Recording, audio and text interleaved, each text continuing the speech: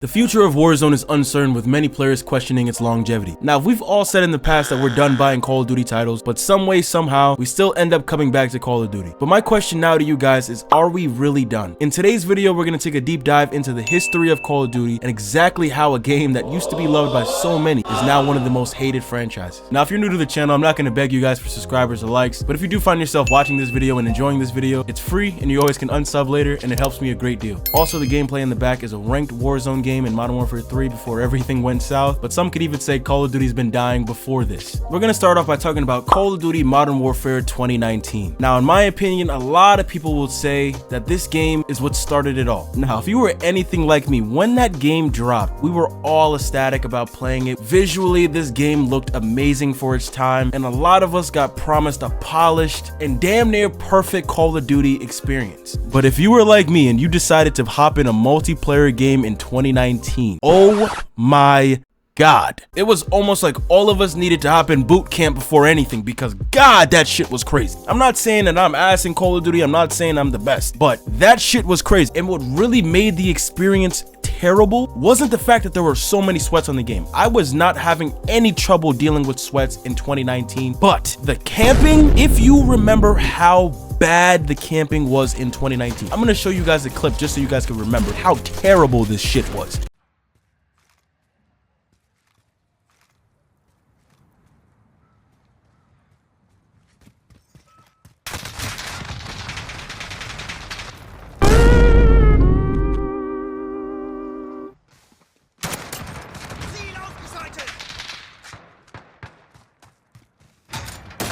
This is what started a flame that Call of Duty could not extinguish. And I'm not gonna put all the problems of 2019 on just the camping alone. The maps were a fucking, yo, if you guys remember Piccadilly, I don't have to say much. That shit was horrid. But this shit started a shit show I knew Call of Duty couldn't get themselves out of. Granted, 2020 was one of the years where a lot of people were at home and gaming became the face of everything. All the content that you saw was from gaming. A lot of people were playing video games. A lot of people who never played video games were playing video games. And a lot of us were making money at that time too. So you had an uprise of so many content creators who were showing you different metas, an uprising of a lot of content creators who were just movement gods in the game. It was really one of the best shifts for Call of Duty in that aspect, because even with all the problems of Call of Duty Modern Warfare 2019, we got gifted the best thing that brought more life and double its player base to the game, and that was Warzone.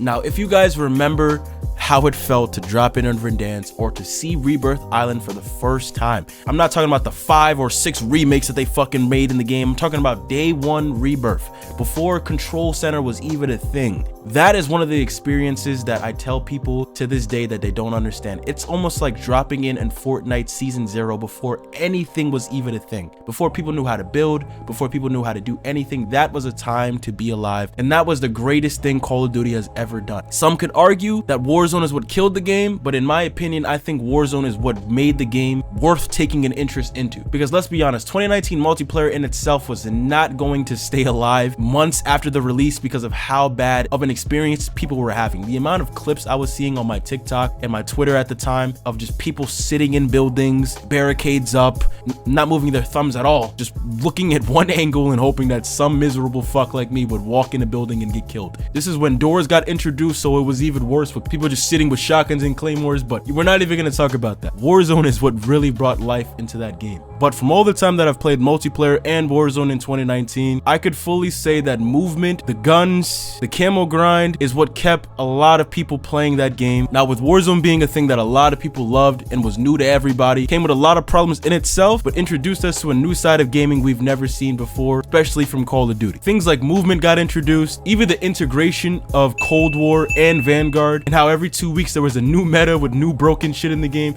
It actually made the game playable, and it actually made the game fun. And this is coming from the guy who my friend used to beg me to play the game because of how pissed off I used to get playing 2019 when when every week there would be a new fucking meta where I'm getting my head taken off by a shotgun, or the Kar 98 being so fucking powerful, or people with riot shields and shit. I mean, the pain I was going through then is nothing compared to the pain I'm going through now. And I think that is the problem with a lot of us. A lot of us can agree that we don't know what we have until they take it away from us. You would think that the billions and billions of dollars that Call of Duty gets, that they would try to make a better game every year, but it just seems like that the majority of the shit that they put out, especially with this new season that dropped, is it me or does it just feel rushed? I feel like, especially playing the zombies, I feel like this shit is just rushed, bro. It just doesn't look or play like they had time to make the game. But that's just me going on a side tangent. But like I said, with Warzone being the game that it was at the time in 2019, it brought in a lot of new faces. It brought in a lot of new people who've never experienced Call of Duty ever. So I understand why a lot of systems like SBMM and a lot of other crazy shit got put into the game so that everybody could have a good experience. I'm not gonna sit here and defend SBMM, especially in a Warzone where you have 100 people or 50 people dropping in. It doesn't make sense to me. But I understand from a business side of things, you want to make sure that your players are actually enjoying the experience and playing the game. Now, if you were like me, I had a PS4 at the time, and the biggest problem in that game was going against PC players. A lot of us were crying and whining. I was one of them, I'm not gonna lie to you guys, about how we only have 90 FOV and we're going against people who have 120 FOV. And if you were anything like me, you were always, I mean always, running into movement demons, trying to clip farm you, trying to break your camera every 20 seconds. It was a fucking shit show, let's be real. But it got to the point that so many people, so many angry fathers that were sitting on the couch during COVID, and so many Fortniters who came to Call of Duty, so many people who never played Call of Duty who just got tired of the movement demons and all this other crazy shit in the game, and begged Call of Duty to drop a game like MW2 where it's boots on the ground, where we don't have all this crazy movement, where we don't have this crazy system put in place, where console players are going against these PC players and getting stumped on. Everybody had torches and pitchforks ready to flame the shit out of Call of Duty because of how bad of an experience people were having at the end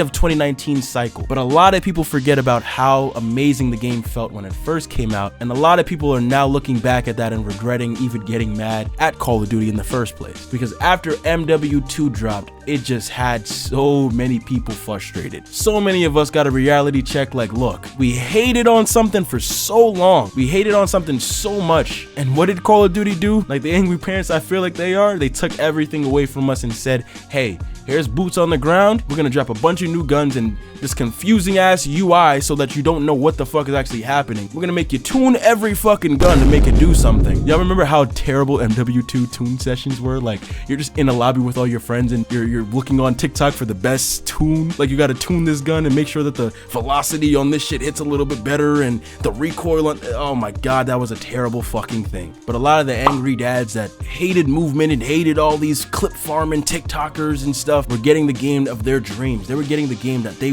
really wanted. This is what Call of Duty is about. No more all of these fancy movement, stim demons, and all this other crazy shit, just boots on the ground. But what did that do to the game? I feel like MW2 was one of the worst games ever. A lot of people would say that was really one of the biggest shifts that caused Call of Duty to try to put some mortar on this flame. After that, that was when they see a lot of their player base drop. A lot of us weren't playing MW2, and a lot of us were unhappy. But let's talk about the Warzone for a minute. MW2 Warzone was just, oh my god, it was, oh man. Coming from 2019, like I said, we always do this. We always complain about something, and then what does Call of Duty do? They drop something 10 times worse, and then we go back to missing that old thing. Like, please bring back 2019. Please bring back old Warzone because of how shitty of a fucking game they drop next year. It doesn't make sense to me. It doesn't make sense how we always go one step forward and 10 steps back. They literally took everything out in MW2. If you remember that, there was no movement, there wasn't nothing in that game, and we had the RPK meta for maybe a month and a half, maybe 2 months at that,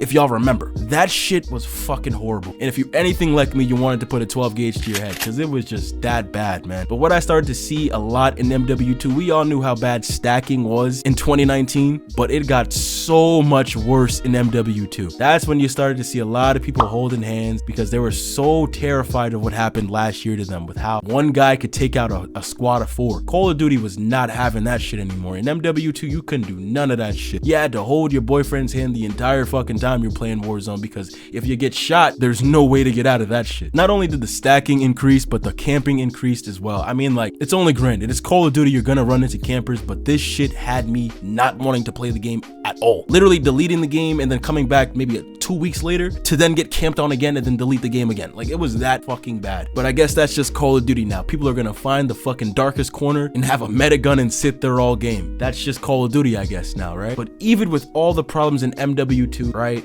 the rank system was actually fun. I'll say that. I was playing ranked MW2 a lot with my friend. This is when I think they introduced ranked Warzone and ranked multiplayer, and it was actually really, really fun to play. This is something that kind of made me stay on the game, because I wasn't playing Warzone and I damn sure was not playing multiplayer with how campy it was and that shit. But a lot of the changes that happened in MW2 really had us questioning if we should continue to keep buying. A lot of us were like, I'm never buying Call of Duty titles. I'm not doing it no more. My own brother gave up and stopped playing after MW2, and he's been playing since World at War just like me. But with the decline in the player base, what did Call of Duty go ahead and do? They dropped the trailer and promised us that they would bring back the things they took out that nobody asked them to take out in the first place. Like I said, 1 step forward, 10 steps back. And what did we get? We got MW3. Every new release of Call of Duty, there's always that honeymoon phase where the first couple of months of the game is amazing. I'm not gonna sit here and say that MW3 was a bad game. It really wasn't. It actually felt fun. A lot of the maps always are dog shit, let's be real. But I found myself playing Modern Warfare 3 more than any of the 2 games combined. The zombies, we're not gonna really talk about the zombies.